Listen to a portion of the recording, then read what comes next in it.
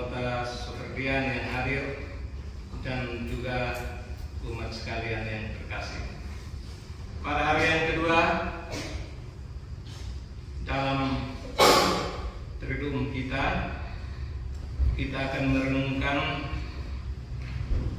tema yang kedua, ialah Joseph Reiner Metz, pribadi yang tangguh, pribadi yang unggul dan beriman. Bacaan Injil tadi mengetengahkan kepada kita tentang peristiwa Yesus memanggil murid-murid yang pertama, yaitu Petrus dengan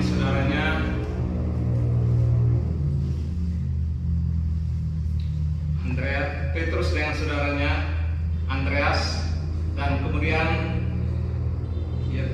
Yakobus dengan saudaranya Yohanes. Kedua bersaudara ini pada saat yang sama langsung meninggalkan segala aktivitas mereka, meninggalkan orang tua mereka. Petrus kita tahu berkeluarga, meninggalkan anak istri dan semua yang mereka punya, lalu mengikuti Yesus. Saya setelah refleksikan, 4 orang ini hebat, luar biasa, betul-betul dirahmati, sehingga tidak berpikir panjang lalu memutuskan untuk mengikuti Yesus. Bayangkan, Petrus mungkin belum berbicara dengan keluarganya, mungkin Andreas juga, dan Yakobus dan Yohanes. Tetapi itulah cerita Injil mengetengahkan kepada kita kisah seperti itu.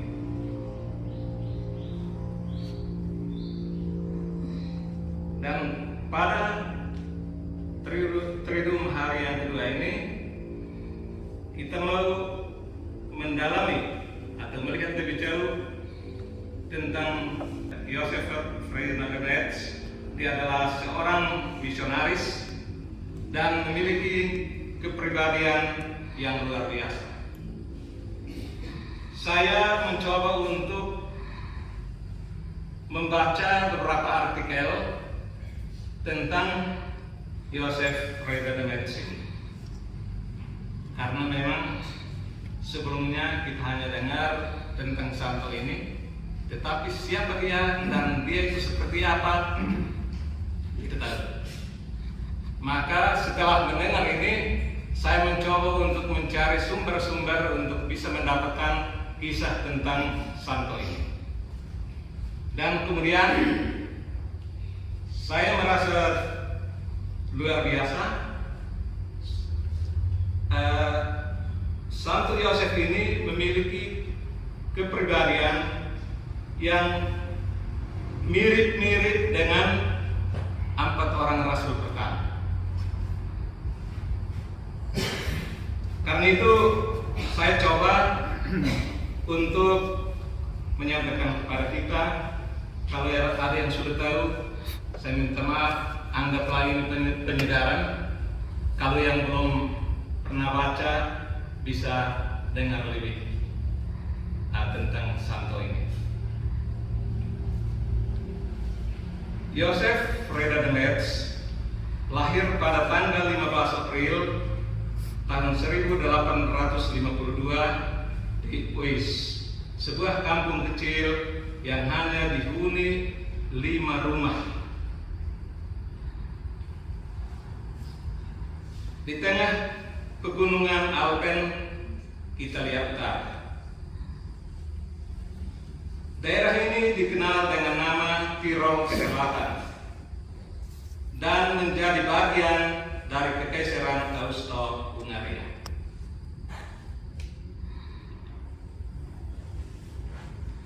Yosef memulai pendidikan sebagai calon imam keuskupan Presenon atau Brixen. Saat masa pendidikan, Yosef sudah sering berpikir tentang bermisi di tanah asing.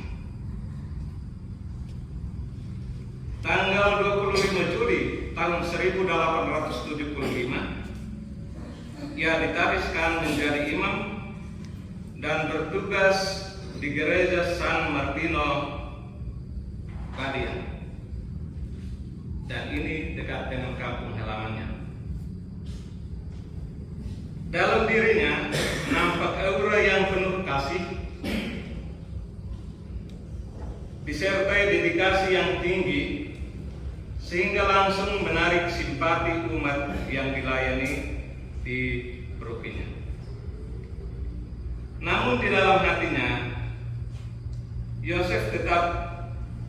dalam hati Yosef tetap mengiang panggilan untuk permisi. Karena itu setelah 2 tahun berkarya sebagai imam, ia menghubungi Pater Arnoldus Jansen, pendiri rumah misi di Steel, Belanda, untuk bergabung. Dan rupanya Pater Arnoldus Jansen langsung menerima beliau. Karena itu pada tanggal 18 Agustus tahun 1878, ia merayakan Ekaristi perpisahan dengan umat paroki San Martino, tempat ia berkarya. Dalam khotbahnya, ia menyatakan keyakinan dan tekadnya menjadi seorang misionaris dalam ungkapan ini. Ini ungkapan yang menurut saya sangat tegas. Beliau katakan, atas kebaikannya yang tak terselami, Gembala baik yang ilahi telah berkenan mengundang saya supaya pergi bersama dengan dia ke padang gurun dan membantu dia mencari domba-domba yang tersesat. Apa yang harus saya buat selain dengan sukacita dan dengan rasa syukur, saya mengecup tangannya dan mengucapkan perkataan kitab suci, lihat saya datang. Bandingkan dengan kitab Wahyu bab 3 ayat 20.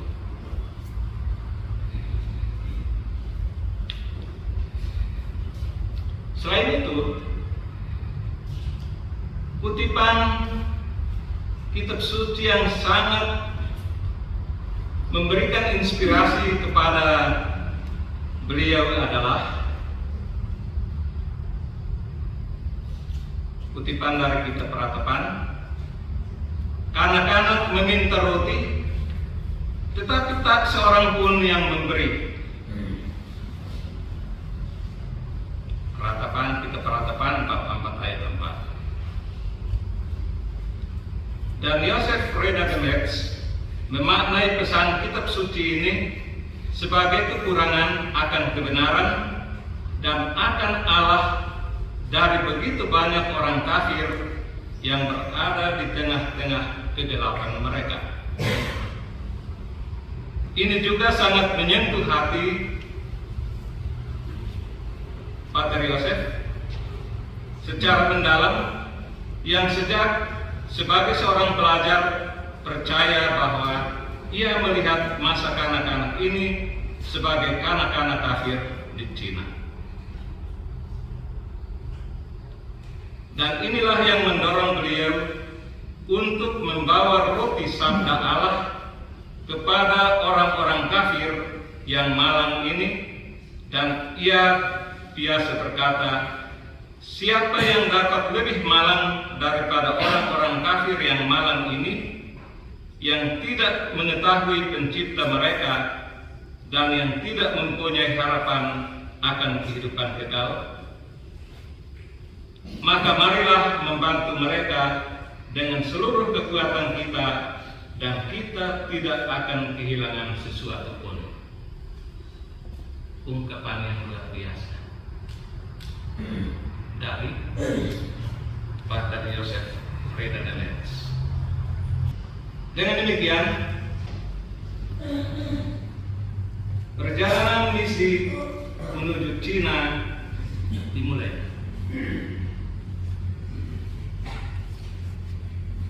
Ia berjalan dan pada akhirnya ia kemudian sampai di Hong Kong.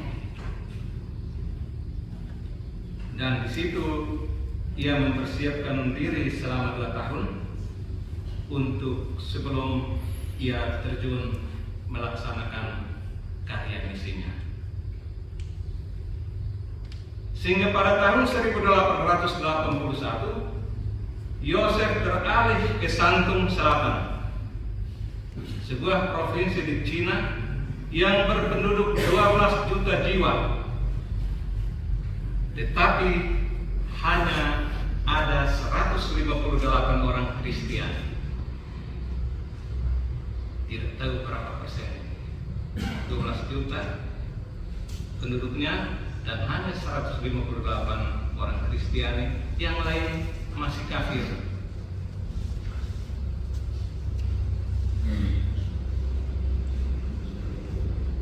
Pater, Bruder, Tarnovis, dan Bapak Ibu Saudara-saudari, inilah Pater Yosef mulai memasuki tahun-tahun berat.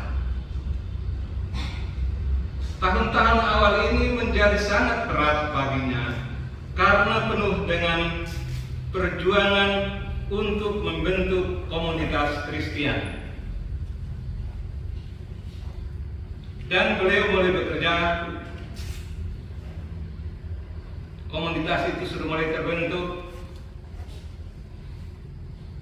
Tanda-tanda bahwa perkembangan umat Kristen ini akan baik. Lalu datanglah perintah dari uskup meminta Yosef untuk pergi ke provinsi. Di sini saya melihat ketaatan Santo Yosef Reda de Neves. Ia tidak berkeberatan kepada uskupnya, tetapi ia rela untuk meninggalkan yang telah dibentuk karena dia percaya bahwa nanti akan datang orang baru dan akan melanjutkan apa yang telah beliau rintis.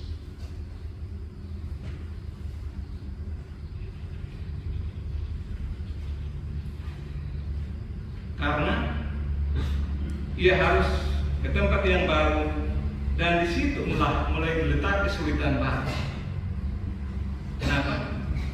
Karena ia harus berkarya di tempat yang baru, situasi yang baru, orang-orangnya juga baru, dan tentu juga tantangannya baru.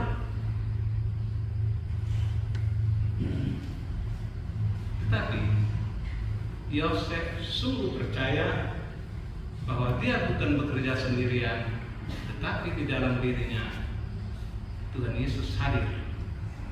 Tuhan Yesus membantu dia untuk bisa membuat orang-orang bisa bersimpati kepadanya. Dan di sini juga mulai terlintas pikiran, kapan saya bisa berlibur? Ia menulis surat kepada keluarganya dan melukiskan kerinduannya untuk bisa kembali ke tanah air. Namun kerinduan ini tetap tinggal kerinduan. Mengapa? Apakah uskupnya tidak mengizinkan? Atau apakah pembesarnya tidak mengizinkan? Bukan. Yang membuat dia untuk tidak bisa tinggalkan mereka itu ialah karena ia mau supaya ia tetap hadir, ia selalu hadir di tengah umat yang dilayani.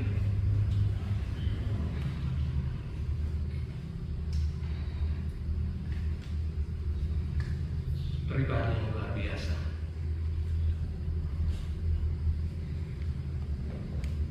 Ketangguhan yang luar biasa yang dimiliki oleh Bapak Yosef Reda de Neves.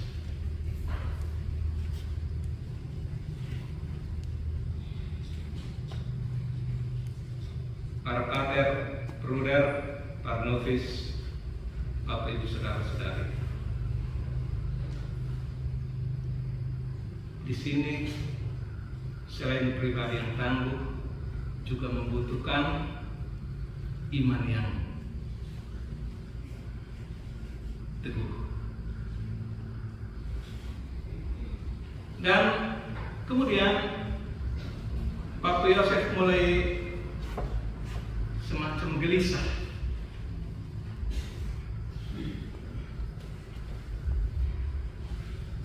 Pengenalan akan pribadi seorang Yosef Fredenemets tidaklah lengkap jika kita tidak mengikuti juga atau tidak mengenal iman yang dimiliki. Yosef Fredenemets berjuang mencintai dan melayani Allah dan manusia dengan segenap hatinya dan segenap jiwanya. Jadi bukan omong basa-basi, tapi ini penyerahan total, tidak setengah-setengah.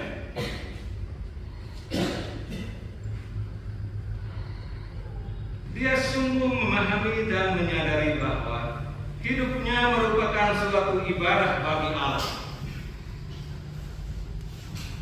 Pelayanannya yang singkat di tanah kelahirannya yang hanya 2 tahun, dan pelayanan yang bertahun-tahun di tanah Cina hanya mempunyai satu tujuan. Tujuan itu ialah kemuliaan Allah. Tidak ada tujuan lain. Tidak ada mau cari nama. Tujuannya hanya satu, ialah kemuliaan Allah. Bagi Yosef Fredenemets, iman bukanlah iman yang mapan, melainkan iman yang gelisah, iman yang diuji di tengah segala kerapuhan manusianya. Dari pergaulan imannya, dari pergulatan imannya, kita dapat melihat kisah nyata tentang keterlibatan Allah. Dan berdasarkan keterlibatan Allah itu, Yosef mengalami dan menemukan dasar-dasar perjuangan serta pertanggungjawaban humanisme transendentalnya. Bagaimana bisa dijelaskan? Maksudnya ialah bahwa Allah menawarkan diri demi keselamatan manusia. Adalah Allah yang melibatkan diri dalam nasib dan sejarah manusia. Allah yang peduli akan manusia dan kehidupannya. Kalau demikian, tanggapan yang diberikan manusia adalah bahwa ia juga harus terlibat. Iman pada dasarnya berarti melibatkan diri dalam menggerakkan keterlibatan Allah. Iman dan keyakinan inilah yang membuat Yosef Fredenemets teguh dan kokoh dalam karya misinya di Cina. Ia menjalani hidupnya sebagai perjalanan ziarah, namun bukan ziarah ke tempat-tempat suci dan mulia seperti yang sekarang ini. Berziarah ke tanah suci, boleh keliling, dia berziarah dalam kesulitan. Dia berziarah di tengah-tengah orang kafir untuk membawa mereka kepada Kristus. Itu yang luar biasa.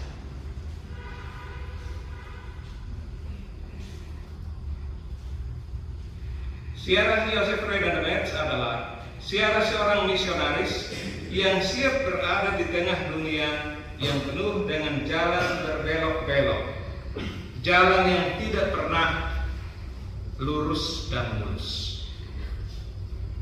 Karena itu tidak berlebihan jika muncul pandangan bahwa Yosef Fredenemets sesungguhnya adalah manusia universal yang bisa menginspirasi siapa saja. Dengan membuka sekat kamar agama, membuka sekat budaya dan bangsa, maka Joseph Reda de Metz mampu membangun sikap respek, sikap toleransi, dan kerjasama yang harmonis di Cina. Beliau bukan bekerja sendiri, tapi dia masuk dalam segala lini untuk meyakinkan semua pihak bahwa iman akan Kristus itulah yang menyelamatkan manusia.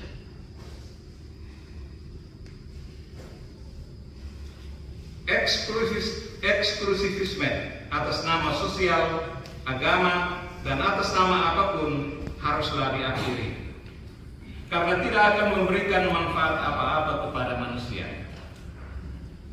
Kesaksian hidupnya di Cina masih relevan dan masih kontekstual dan sangat dibutuhkan, terutama pada saat-saat peradaban kita sedang dirongrong dan dicabik-cabik. Orang-orang yang egosentris, orang-orang yang haus akan harta, orang-orang yang gila hormat dan kekuasaan yang mengakibatkan berbagai masalah fundamental ini. Karena itu, Joseph Reda de Metz telah mewariskan berbagai mutiara kemanusiaan, kebenaran, dan praktek iman yang amat berharga bagi siapa saja. Dan saat ini tim partai provinsial yang tahu berapa banyak imam SPD, berapa banyak bruder SPD yang berada di luar negeri sebagai misionaris, melanjutkan apa yang telah dirintis oleh Santo Joseph Reda de Metz.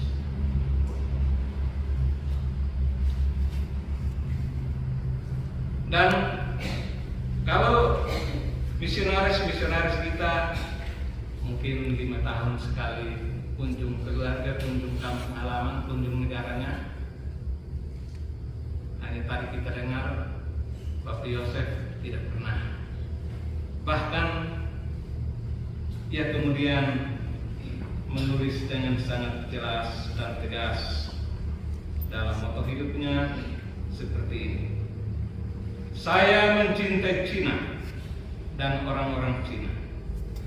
Saya ingin mati dan dikuburkan di antara mereka, dan di surga nanti saya mau tetap menjadi orang Cina.